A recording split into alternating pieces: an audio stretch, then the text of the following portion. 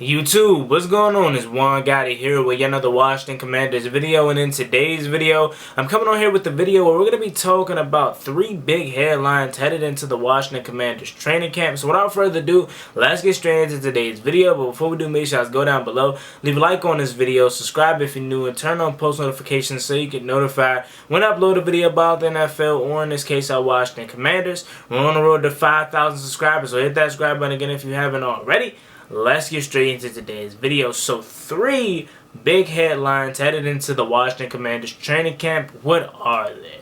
Number 1 for me, what shape will wide receiver Terry McLaurin be in? What will wide receiver Terry McLaurin look like headed into training camp?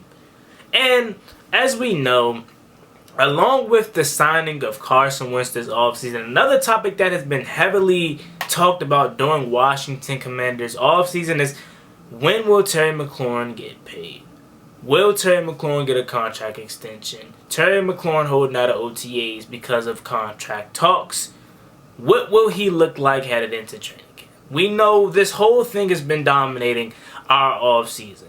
So a big headline that I already know is going to be one, and I'm preparing you guys for it, and I'm telling you what it's going to be, is what shape will he be in heading into training camp? Now, we know it's Terry McLaurin from the outside. Obviously, we're fans. We don't know him personally, but we know the kind of player he is.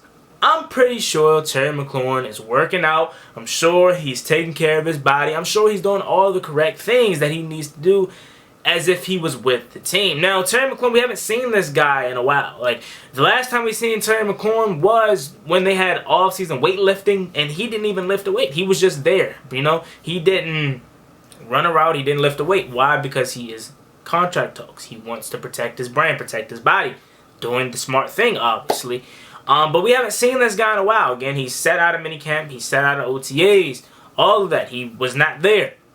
Okay, so we haven't seen this guy, so we don't know what shape Terry could be in. But knowing the kind of player that he is from afar, being a fan of this guy, looking at how he carries himself on the field, off the field, I'm more than certain this guy is working out. Again, I'm more than certain he's eating right.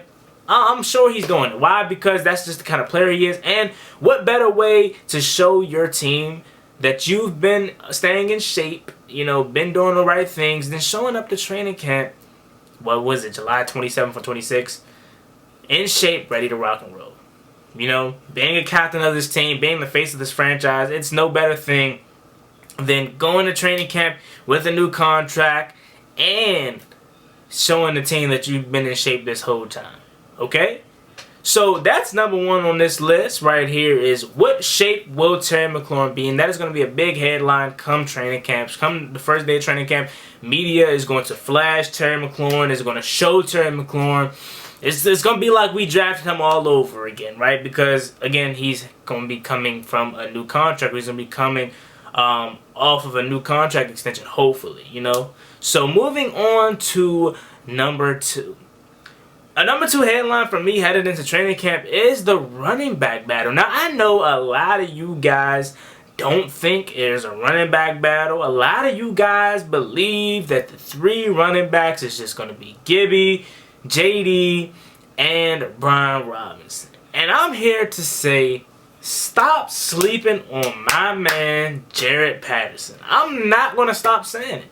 I've been saying this since last year. I made a video last year when we first signed him, undrafted free agent, saying that we got to steal. And he showed that at times last year, especially late down the season. Stop sleeping on my man. Like, JP is very much in the running to be the 4th running back on this roster. Like, I'm always a person that wants to keep 3 running backs. I don't really like overkill. But since I like JP so much, man, and I think he can be really, really good, I'm fine with keeping 4 this year, bro. Like, obviously, Antonio Gibson's a lock. Obviously, JD's a lock. Just got a new contract extension. And we just drafted Brian Robinson in the 3rd round. So, obviously, those guys are locks. You know, and I'm not naive to say Jared Patterson is on the outside looking in. He is. He's on the outside looking in. But I don't like how people are just excluding him out of the conversation as if he's just no good. Like, Jared Patterson is really solid, man, and I think he can make this roster, you know. And I think this year, a way that he can make this roster, not along with just being a pure running back. Remember, he has some special teams ability, and he was supposed to get some shine at punt return / kick return last year in the preseason. So that could be a way that he could also make this roster too. I mean, we got Alex Erickson back there too, you know, fielding punts and stuff like that. So you never know. But I think JP, man, he's a guy that is going to be fun to watch in training camp. He's going to have a humongous training camp because he is going to be very, very, I want to say, underlooked, you know, in a way. Not by me, obviously, because I think he could be really good, but just for the simple fact that we have 3 running backs ahead of him that we feel are better than him, clearly.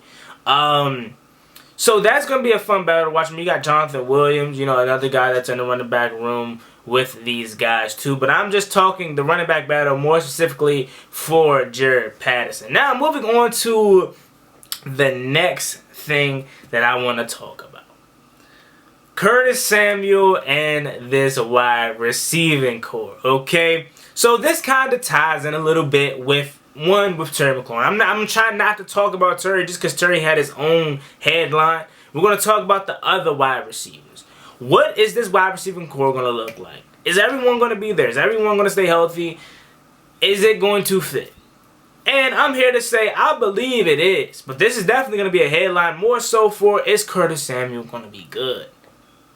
Is he going to be healthy?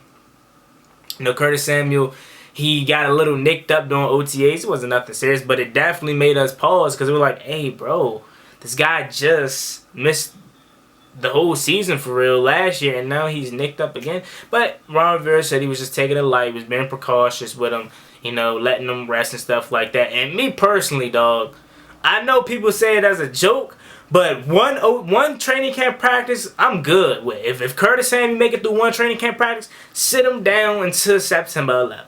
Like, obviously they're not going to do that, but that's how I feel. And all the fans that be commenting under their pictures on Washington's Instagram page, joking, I'm with you, bro. Like, that's how much we need to protect Curtis Samuel, okay? You know, he wasn't injury prone before coming to Washington. He's not injury prone now, but it's like, dog, you don't want nothing to happen to this man, bro. Like, we need you, dog. We need you. We're paying you money.